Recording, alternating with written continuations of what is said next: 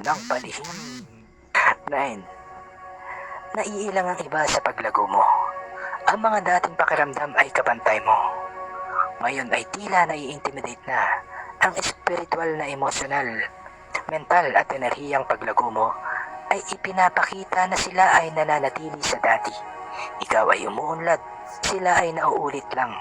Ikaw ay umaangat, sila ay natitigil. Ikaw ay pumapasok sa mas mataas na kamalayan, sila ay naiwan sa siklong matagal mo nang nilagpasan. Walang mas nakakabanta sa taong insecure kaysa makita ang isang tao na umaangat nang hindi humihingi ng pahintulot. 9 signs na alam ng mga tao na isa kang chosen one kahit hindi mo pa ito alam. 1. Mas matagal silang tumitig sa'yo kaysa normal. Ang mga chosen one ay may dalang enerhiya na parang nakakaantala sa karaniwang daloy o frequency ng mga tao sa paligid nila. Ang presensya mo ay may natatatamaan sa kalooban ng iba at karamihan ay hindi alam kung paano ito rereaksyonan. May mga nagiging mausisa, may nai-intimidate, may naiinggit, pero lahat sila ay napapansin ka. 2. Kinakabahan o nanginginig ang iba kapag malapit ka. Pakiramdam nila ay nababasa mo sila, na para bang nakikita mo kung sino talaga sila, at sa tingin mo, totoo nga iyon. 3. Sobrang respeto nila sa'yo o sobra ang galit nila sa'yo. May mga taong naaakit sa'yo dahil pakiramdam nila ay ligtas sila sa enerhiya mo. Pero may iba ring itinutulak ka palayo dahil ang liwanag mo ay inilalantad ang kadiliman nila. 4. Ginagaya nila ang estilo, ideya at pananalita mo.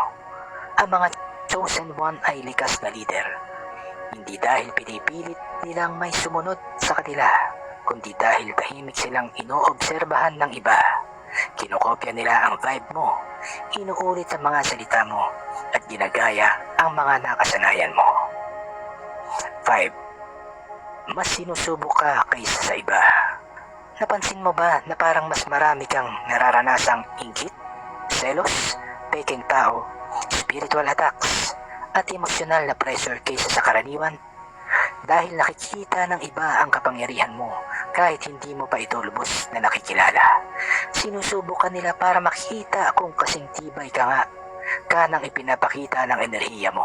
Tinitrigger ka nila dahil ang pagiging kalmado mo ay nakakabanta sa kanila. Ang totoo, sinusubok ng mga natatakot ang mga makapangyarihan at makapangyarihan ka. 6. Lumalapit sila sa iyo para humingi ng payo kahit hindi ka nila gusto. Isa ito sa pinakamalaking palatandaan na pag sila ay naliligaw, sa iyo sila humihingi ng tulong, linaw, aliw at direksyon. Bakit? Dahil sa kibuturan, alam nilang may dala kang karunungan at intuition na lampas sa edad at karanasan mo.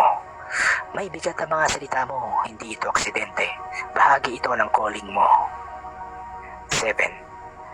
Nailalantad ng enerhiya mo ang mga lihim na kaaway. Mas mabilis magpakita ng tunay na kulay ang mga tao kapag nasa paligid mo. Ang mga pekeng kaibigan ay nadudulas. Ang mga lihim na naiinggit ay nagiging kakaiba ang kilos.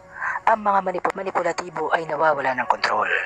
At ang mga mapagsamantala ay hindi ka na kayang ubusin. Ang presensya mo ang nag-aalis ng maskara nila.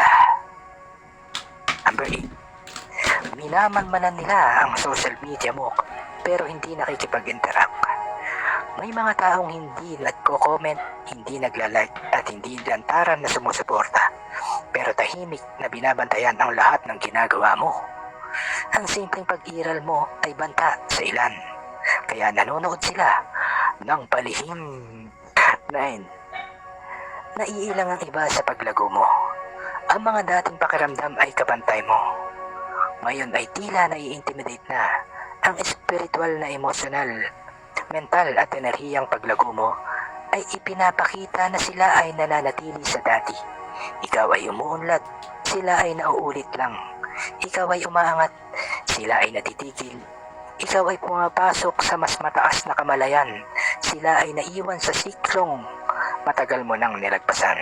Walang mas nakakabanta sa taong insecure kaysa makita ang isang tao na umaangat nang hindi humihingi ng pahintulot. 9 signs na alam ng mga tao na isa kang